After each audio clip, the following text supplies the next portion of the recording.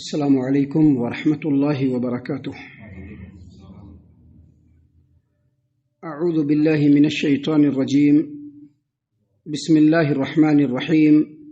الف لام را تلک آیات الکتاب المبین، انا انزلناه قرآنا عربیا لعلکم تعقلون، نحن نقص علیک احسن القصص بما اوحینا الیک هذا القرآن وان كنت من قبله لمن الغافلین۔ محترم سامعین کرام، الحمدللہ قرآن کریم سورہ یوسف سورہ نمبر 12 کا آغاز اللہ کے فضل سے، اس کی توفیق سے ابھی آپ کے سامنے اس سورت کی تفسیر کا آغاز ہو رہا ہے، اور یہ اللہ تبارک و تعالیٰ کا بڑا کرم ہے، اس کی طرف سے بڑی مہربانی ہے، اور ہمارے لیے انتہائی سعادت کی بات ہے کہ قرآن کریم کی آیات ترتیب کے ساتھ لگاتار ہم سن رہے ہیں، سمجھ رہے ہیں، اور اپنی عملی زندگی کو اس سے سنوارنے کی کوشش بھی کر رہے ہیں۔ سورہ یوسف کا آغاز ہو رہا ہے، اور جیسا کہ یہ بات معلوم ہے کہ سورہ یوسف یہ مکی صورتوں میں سے ایک صورت ہے، اور مکی صورتوں کے تعلق سے یہ بتلایا جا چکا ہے کہ نبی صلی اللہ علیہ وسلم کے مکہ سے مدینہ ہجرت کرنے سے پہلے جو بھی صورتیں نازل ہوئی، جو بھی آیتیں نازل ہوئی، وہ صورتیں مکی صورتیں ہیں، مکی آیتیں ہیں، چاہے اس کا نزول جس مقام پر بھی ہوا۔ ہجرت سے پہلے جو بھی نازل ہوئی وہ سب کے سب مکی صورتیں ہیں۔ تو یہ جو صورت کریمہ ہے، یہ نبی صلی اللہ علیہ وسلم کے مدینہ ہجرت کرنے سے پہلے اللہ تبارک و تعالی نے نازل فرمایا ہے۔ سامعین کرام، اس صورت کا آغاز اللہ تبارک و تعالیٰ نے حروف مقطعات سے کیا ہے۔ جو پہلی آیت کریمہ ہے وہ ہے الف لام را، حروف مقطعات سے شروع ہوا پہلی آیت کریمہ میں، اور اس کے بعد پہلی اور دوسری جو آیت کریمہ ہے اس میں اللہ تبارک و تعالیٰ نے قرآن کریم کی عظمت، قرآن کریم کے اوصاف اور قرآن کریم کی خصوصیت کو بیان فرمایا ہے۔ یہ جو الف لام را ہے، حروف مقطعات، یہ الگ الگ حروف ہیں، الف لام را، اس کو ایسے ہی پڑھا جاتا ہے۔ اللہ تبارک و تعالیٰ نے جو اس کو نازل فرمایا ہے، اس کے معنی اور مفہوم کو اللہ تبارک و تعالیٰ کے علاوہ کوئی نہیں جانتا ہے۔ یہ جو حروف مقطعات ہے، اس کا کیا معنی ہے، اس کا کیا مطلب ہے، اس کے کیا مفہوم ہے، اس کو صرف اللہ جانتا ہے۔ اللہ کے علاوہ اس کے معنی اور مطلب اور اس کے مراد کو کوئی نہیں جانتا، اور اس کا مقصد اور مطلب یہ ہے کہ جو لوگ بھی قرآن کریم کے مخالفین ہیں، جو لوگ بھی یہ کہتے ہیں کہ یہ قرآن کریم نبی صلی اللہ علیہ وسلم نے خود سے بنایا ہے یا خود سے لکھا ہے یا کسی سے گھڑ کر کے سیکھ کر کے لکھوا کر کے لائے ہیں اور ہم لوگوں کے سامنے بیان کر رہے ہیں، ان لوگوں کے لیے جو حروف مقطعات ہے وہ چیلنج ہے۔ چیلنج کیا ہے کہ یہ جو قرآن کریم ہے، اس کے جو الفاظ ہیں، اس کے حروف ہیں، اس کے معنی اور مفہوم، اس کو لوگ جان لیتے ہیں۔ تلک آیات الکتاب المبین، اس کا معنی لوگ جان لیں گے۔ جس زمانے میں یہ قرآن کریم نازل ہوا تھا، اس زمانے میں بھی لوگ اس کے معنی اور مفہوم کو سمجھتے تھے، اس زمانے کے بعد میں بھی لوگ سمجھتے تھے، آج بھی سمجھ رہے ہیں، آنے والے زمانے میں بھی سمجھیں گے۔ لیکن یہ جو الف لام را ہے، اس کے معنی اور مفہوم کو کوئی نہیں سمجھ سکتا۔ اگر کوئی یہ کہتا ہے کہ یہ اللہ کا کلام نہیں ہے تو اس کے معنی اور مفہوم کو سمجھا کر کے دکھلائے، وہ بتلا کر کے دکھلائے۔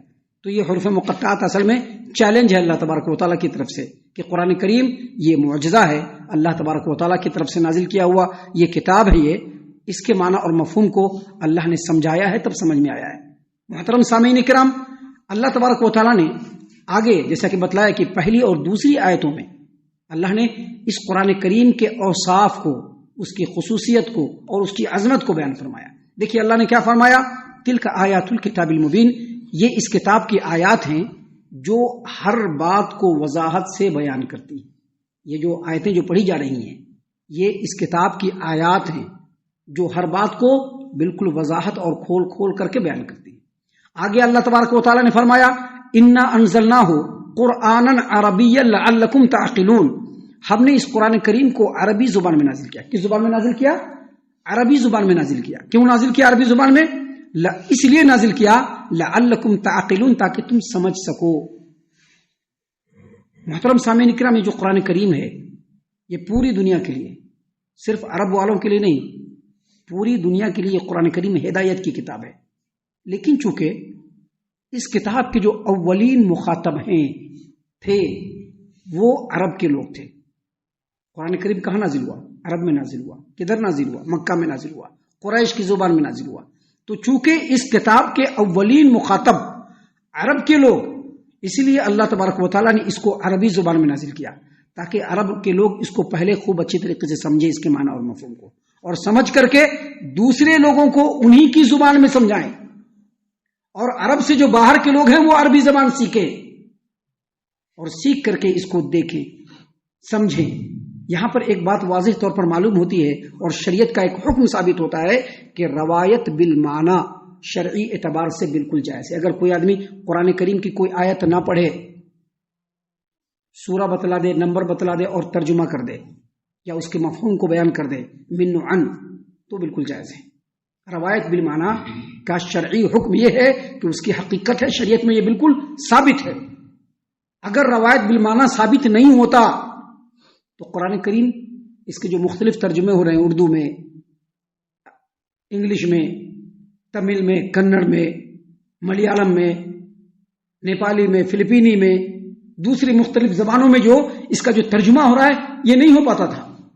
لیکن شریعت کے اندر روایت بالمعنی شرعی اعتبار سے اس کی ایک حیثیت اور حقیقت ہے. لہذا اسی لیے اللہ تبارک و تعالیٰ نے اس قرآن کریم کو عربی زبان میں نازل کیا کہ پہلے عرب اس کو سمجھے، سمجھ کر کے دوسرے لوگوں کو انہی کی زبان میں سمجھائے، اور دوسرے لوگ بھی عربی زبان سیکھے اور سیکھ کر کے اس کو، اسی کے مفہوم کو بالکل واضح طور پر لوگوں کے سامنے بیان کر دیں. محترم سامعین کرام، قرآن کریم کی دو خصوصیت ہے. قرآن کریم کی دو خصوصیت ہے، اس کے اندر دو صفت ہے. پہلی صفت یہ کہ یہ قرآن کریم عربی زبان میں ہے. یہ قرآن کریم عربی زبان میں، اللہ نے عربی میں نازل فرمایا. دوسری خصوصیت یہ ہے کہ یہ جو قرآن کریم، اس کی ہر آیت اپنے معنی اور مفہوم کو بالکل کلیئر اور واضح انداز میں لوگوں کے سامنے پیش کر دیتا ہے، ایسے واضح انداز میں کہ اس کے اوپر انسانی ہدایت کی بنیاد بنا کر کے کسی بھی عمل کو انسان کر سکتا ہے. اسی لیے اللہ تبارک و تعالیٰ نے کیا فرمایا؟ تلک آیات الکتاب المبین، یہ اس کتاب کی آیتیں ہیں جو ہر بات کو واضح طور پر بیان کرتی ہے. انا انزلناہ قرآنا عربیا لعلکم تعقلون، ہم نے اس قرآن کریم کو عربی زبان میں نازل کیا تاکہ تم سمجھ سکو. محترم سامعین کرام، اس کے بعد تیسری جو آیت کریمہ ہے جو ہم نے آج آخری آیت آپ کے سامنے تلاوت کی ہے، اس میں اللہ تبارک و تعالیٰ نے فرمایا نحن نقص علیک احسن القصص بما اوحینا الیک ھذا القرآن وان کنت من قبلہ لمن الغافلین. اے محمد صلی اللہ علیہ وسلم، مخاطب کس کو کیا گیا؟ محمد عربی صلی اللہ علیہ وسلم کو مخاطب کر کے کیا کہا گیا کہ ہم آپ کے سامنے اس قرآن کریم کو آپ کی طرف وحی کر کے بہترین قصہ بیان کرتے ہیں. ایسا بہترین قصہ، ایسا احسن القصص جس کو اس سے پہلے آپ نہیں جانتے تھے، جس سے اس سے پہلے آپ بے خبر تھے. سامعین کرام، یہ جو سورت کریمہ ہے اس کا شان نزول ہے. یہ جو سورت کریمہ ہے سورہ یوسف، جس میں سیدنا یوسف علیہ السلام کے واقعے کو اللہ تبارک و تعالیٰ نے تفصیل کے ساتھ بڑے ہی دلنشین انداز میں، نصیحتوں سے بھرپور انداز میں اللہ تبارک و تعالیٰ نے پوری صورت میں یوسف علیہ السلام کے قصے کو بیان فرمایا. اس کا شان نزول ہے. شان نزول کیا ہے؟ اس کا بیک گراؤنڈ کیا ہے؟ دراصل مکہ کے جو مشرکین، چونکہ مکی صورت ہے یہ، مکہ کے مشرکین یہودیوں کے پاس گئے، چونکہ یہودی اہل کتاب تھے. نبی صلی اللہ علیہ وسلم نے نبوت کا اعلان کر دیا، لوگوں کے سامنے قرآن کریم پڑھ پڑھ کر کے سنانے لگے. تو اب ان لوگوں کو بہت پریشانی ہونے لگی کہ نبی صلی اللہ علیہ وسلم کے دعوت کے اس فلو کو کیسے روکیں. تو یہ لوگ چلے گئے کہاں؟ یہودیوں کے پاس، اور کہا کہ ہم لوگوں کو کوئی ایسا سوال بتلائیے کہ جس کو ہم محمد صلی اللہ علیہ وسلم، محمد کے سامنے جب ہم اس سوال کو پیش کریں تو محمد اس کا جواب دینے سے عاجز آ جائے، جواب نہ دے سکے. جواب نہیں دے پائے گا تو لامحالہ کہے گا کہ تھوڑی مہلت دے دو، اور تھوڑی مہلت لے کر کے وہ ادھر ادھر سے معلومات مہیا کرنے کی کوشش کرے. چونکہ ان لوگوں کا ذہن ہی وہی کہ نبی جو ہے وہ کسی سے سیکھ رہا ہے محمد، اور سیکھ کر کے لا رہا ہے، معلومات مہیا کر رہا ہے اور عربی میں بول رہا ہے. ان لوگوں کا یہی مینٹلٹی، یہی تھنکنگ. لہذا ان لوگوں نے کہا کہ ایسا سوال بتلاؤ کہ محمد کے سامنے پیش کرے تو محمد اس کا جواب نہیں دے سکے، اس سے محمد کا بھرم کھل جائے گا، جواب بر وقت نہیں دے پائے گا، ہم لوگوں سے ٹائم مانگے گا، مہلت مانگے گا، اور ادھر ادھر سے معلومات حاصل کرنے کی کوشش کرے گا تو ہم لوگوں کو یقینی طور پر معلوم ہو جائے گا کہ محمد نے یہاں سے معلومات حاصل کیا ہے، یہاں سے معلومات حاصل کیا ہے، اور پھر اس کے بارے میں پوری بات واضح ہو جائے گی۔ یہودی لوگ اس بات کو سمجھتے تھے کہ محمد عربی صلی اللہ علیہ وسلم یہ النبی الامی یعنی پڑھے لکھے نہیں ہیں، لہذا ان لوگوں نے ایک ہسٹوریکل سوال کیا، تاریخی سوال کیا کیا کہ سیدنا ابراہیم علیہ السلام، سیدنا اسحاق علیہ السلام، سیدنا یعقوب علیہ السلام، ان تمام کا مسکن جو ہے وہ فلسطین ہے، چونکہ یہ لوگ یعقوب علیہ السلام اسرائیل، انہی سے بنی اسرائیل، انہی سے یہودی لوگ، تو ان کا جو اصل مسکن ہے، جو ان لوگوں کا جو آبائی اور نیٹو پیلس ہے، ان لوگوں کا جو وطن ہے وہ فلسطین اور شام۔ پھر یہ یہودی لوگ، بنی اسرائیل کے لوگ مصر میں کیسے چلے گئے، جن کو آزاد کرانے کے لیے اللہ تبارک و تعالیٰ نے سیدنا موسیٰ علیہ السلام کو بھیجا؟ یہ لوگ مصر کیسے چلے گئے کہ اللہ تبارک و تعالیٰ نے سیدنا موسیٰ علیہ السلام کو رسول بنا کر کے ان لوگوں کو آزاد کرانے کے لیے بھیجا، کیسے یہ لوگ مصر میں چلے گئے؟ بڑی زبردست سوال تھا۔ آج بھی اگر کسی کو معلوم نہیں ہو کھوپڑی گھوم جائے گی کہ کیسے بتلا میں اس کے بارے میں۔ بہت سارے لوگ ہماری اس بات کو سن کر کے بھی پریشان ہو رہے ہوں گے کہ واقعی ابراہیم علیہ السلام، اسحاق علیہ السلام، یعقوب علیہ السلام سب کے سب فلسطین اور شام کے رہنے والے، اب یہ یہودی لوگ مصر کیسے چلے گئے؟ جیسے ہی یہ سوال نبی صلی اللہ علیہ وسلم کے سامنے مشرکین مکہ نے کیا، اللہ تبارک و تعالیٰ نے پوری سورت نازل فرمائی۔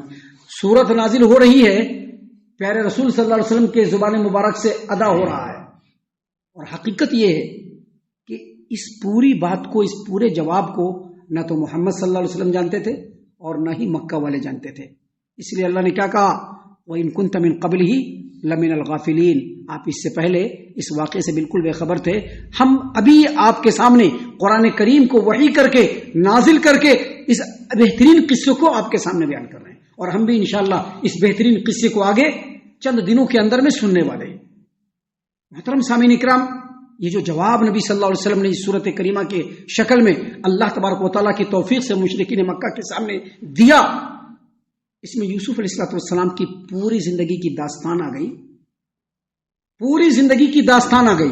اور دوسری بات یہ کہ اسی داستان میں ایسے واضح اشارے اور ایسی واضح عبرت اور نصیحت کی باتیں تھی جو برادران یوسف اور مشرکین مکہ کے درمیان بالکل کامن، جو برادران یوسف نے یوسف علیہ السلام کے ساتھ کیا اور جو یوسف علیہ السلام کے ساتھ ہوا، بالکل وہی باتیں من و عن نبی صلی اللہ علیہ وسلم کے ساتھ مشرکین مکہ کر رہے تھے، جو مشرکین مکہ کے حق میں ایک پیشین گوئی اور نشان عبرت تھے، جو بعد میں جا کر کے 100% ثابت ہو گئے، جس میں سے کچھ باتیں ہم آپ کے سامنے ابھی بیان کر دیتے ہیں۔ پہلی جو نشان عبرت کی بات تھی وہ یہ کہ جیسے ہی نبی صلی اللہ علیہ وسلم سے سوال کیا ان لوگوں نے، نبی صلی اللہ علیہ وسلم نے فوراً اس پورے سورت کریمہ کو اپنی زبان مبارک سے ادا کر دیا، جس سے ان کے سوال کا جواب مل گیا، جس سے یہ بات ثابت ہوتی ہے کہ ہے تو نبی امی، لیکن جو معلومات ان کے پاس آئی ہے وحی کے علاوہ، اللہ تبارک و تعالیٰ کے علاوہ کوئی ذریعہ نہیں، اور اس سے یہ بات ثابت ہوتا ہے کہ نبی صلی اللہ علیہ وسلم واقعی اللہ تبارک و تعالیٰ کے نبی ہیں۔ لیکن ان باتوں کے واضح ہونے کے بعد بھی مشرکین مکہ ایمان نہیں لائے، اپنی ہٹ درمی پہ اڑے رہے، جو بالکل ثابت ہو گئی اسی وقت۔ دوسری بات، برادران یوسف یعنی یوسف علیہ السلام کے بھائی، آگے چل کر کے ہم بتلائیں گے کہ ان کے کئی بھائی، 11 بھائی، ان کے 11 بھائی جو برادران یوسف ہیں، جو ان کے سوتیلے بھائی لوگ تھے، انہوں نے یوسف علیہ السلام کو قتل کرنے کا یا جلا وطن کرنے کا ارادہ صرف اس لیے کیا کہ یوسف علیہ السلام ان کے رستے کے کانٹا تھے، جس کو وہ صاف کرنا چاہتے تھے۔ مشرکین مکہ بھی نبی صلی اللہ علیہ وسلم کو قتل کرنے کا یا مکہ سے نکالنے کا جو ارادہ کیا، اس کے پیچھے بھی یہی چیز کار فرما تھی کہ یہ جو ہے محمد، یہ ہمارے شہر کا رہنے والا ہے، اور اگر یہ سر بلند ہو گیا تو ہماری سرداری چلی جائے گی، لہذا کیسے بھی کر کے محمد کو یا تو قتل کرو یا مکہ سے نکال باہر کرو۔ محترم سامعین کرام، تیسری جو بات جو عبرت کے طور پر اس صورت کریمہ سے اور آنے والے واقعات سے ہمارے سامنے پیش ہونے والے ہیں، وہ یہ کہ جن تدبیروں کو یوسف علیہ السلام کے بھائیوں نے یوسف علیہ السلام کو ملیا میٹ کرنے کے لیے استعمال کیا، جن چال کو، جن تدبیروں کو، کہ یوسف علیہ السلام کو کسی طرح سے نیست و نابود کر دیں گے. جن تدبیروں کو اختیار کیا انہی تدبیروں کو اللہ تبارک و تعالیٰ نے یوسف علیہ السلام کی سربلندی کا ذریعہ بنا دیا. کہاں پھینکا؟ کنویں میں پھینکا, اور اسی کنویں سے وہ عزیز مصر بن گئے. کہاں پھینکا تھا؟ کنویں میں, کہ مر جائے, کھپ جائے, ختم ہو جائے, نام و نشان مٹ جائے. لیکن اللہ تبارک و تعالیٰ نے اسی کنویں سے یوسف کو نکلوایا اور عزیز مصر بنا دیا. بالکل اسی طرح سے محمد عربی صلی اللہ علیہ وسلم کے نام و نشان کو مٹانے کے لیے مشرکین مکہ نے جو چالیں چلی, جو تدبیریں اختیار کی, اللہ تبارک و تعالیٰ نے اسی تدبیر کو محمد صلی اللہ علیہ وسلم اور اسلام کی سربلندی کا ذریعہ بنا دیا. مکہ میں تھے, مکہ سے نکالا, کہ مکہ سے نکالیں گے تو کوئی پوچھے گا نہیں, مکہ سے نکالیں گے تو کوئی پوچھے گا نہیں. لیکن مکہ سے نکلتے ہی اللہ تبارک و تعالیٰ نے محمد عربی صلی اللہ علیہ وسلم کو اور آپ کے دین کو اور آپ کی دعوت کو پوری دنیا میں عام کر دیا. بالکل یہی کامن بات ہے, بالکل یہی کامن بات ہے. اور سب سے اہم بات جو سیدنا یوسف علیہ السلام اور ان کے بھائیوں اور نبی صلی اللہ علیہ وسلم اور مشرکین مکہ کے درمیان کامن ہے, جو سب سے اہم بات وہ یہ کہ جب اللہ تبارک و تعالیٰ نے سیدنا یوسف علیہ السلام کو مصر کا والی بنا دیا, عزیز بنا دیا, اور جب وہاں کے حاکم اور حکمران بن گئے, تو ان کے بھائی لوگ جب پہنچے تو بالکل سر جھکائے کھڑے تھے نا, سر جھکائے کھڑے ہوئے تھے یوسف کے سامنے. اور یوسف نے کیا کیا؟ کہا لا تثریب علیکم اليوم, آج تم لوگوں کے اوپر کوئی جرم نہیں ہے, آج ہم تم کو معاف کرتے ہیں. کس نے کہا؟ یوسف نے کہا. نبی صلی اللہ علیہ وسلم نے جب مکہ کو فتح کیا, سارے کے سارے مجرمین سر جھکائے کھڑے تھے. سارے کے سارے مجرمین جو ان کے بھائی بندو ہیں, ان کے خاندان والے ہیں, ان کے قبیلے والے ہیں, جنہوں نے نبی صلی اللہ علیہ وسلم کو مکہ سے نکال دیا, کہا کہ یہ محمد مر کھپ جائے. لیکن نبی صلی اللہ علیہ وسلم 10 سالوں کے بعد جب ریٹرن ہوئے اور مکہ کو فتح کیا, تو سامنے سارے کے سارے لوگ, سارے کے سارے جو ان کے اپنے بھائی بندو لوگ تھے, سب سر جھکائے کھڑے تھے. اور نبی صلی اللہ علیہ وسلم نے عام معافی کا اعلان کر دیا. صرف اتنا نہیں, بلکہ یہی کہا کہ انتم الطلقاء, تم لوگ مفتون نہیں ہو, تم لوگ مغلوب نہیں ہو, تم لوگوں کو ہرایا نہیں گیا ہے, تم لوگ قیدی نہیں ہو, تم لوگ آزاد ہو جاؤ, سب کے سب آزاد ہو. جو بیت اللہ میں چلا جائے گا وہ بھی آزاد, جو ابو سفیان کے گھر میں چلا گیا وہ بھی آزاد, جس نے اپنے گھر کے دروازے کو بند کر لیا وہ بھی آزاد, کسی کے اوپر کوئی جرمانہ نہیں. تو یہی چیز ہے. اور سب سے بڑی بات جو اس سورت کریمہ کے اندر جو قصہ بیان کیا گیا ہے, جس کو ہم آپ کے سامنے آنے والے دور میں انشاءاللہ اللہ کی توفیق سے پیش کرنے والے ہیں, اس سے جو سب سے بڑی بات ثابت ہوتی ہے وہ یہ کہ اگر حسد کرنے والا جس سے وہ حسد کر رہا ہے اس کو مٹانے کے لیے کوئی چیز, کوئی تدبیر اختیار کرتا ہے, وہ کامیاب نہیں ہو سکتا.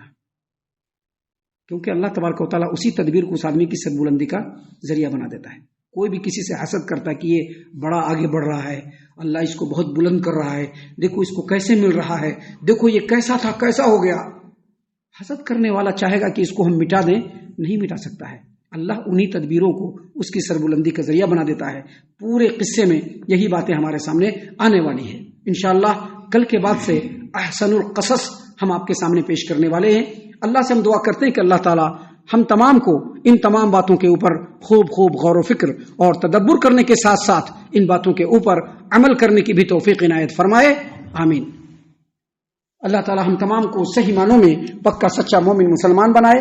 اللہ اور اس کے رسول صلی اللہ علیہ وسلم کی اطاعت و فرما برداری کرنے والا بنائے. صحابہ کرام رضی اللہ عنہم کے طریقے پر چلنے والا بنائے. جنت الفردوس میں جگہ عطا فرمائے. اے اللہ ہم تمام کو جہنم سے پناہ دے. اے رب العالمین ہم تمام کو جہنم سے پناہ دے. اے مالک الملک ہم تمام کو جہنم سے پناہ دے. آمین یا رب العالمین. وما علینا الا البلاغ المبین. تبارك الذي نزل الفرقان على عبده ليكون للعالمين نذيرا.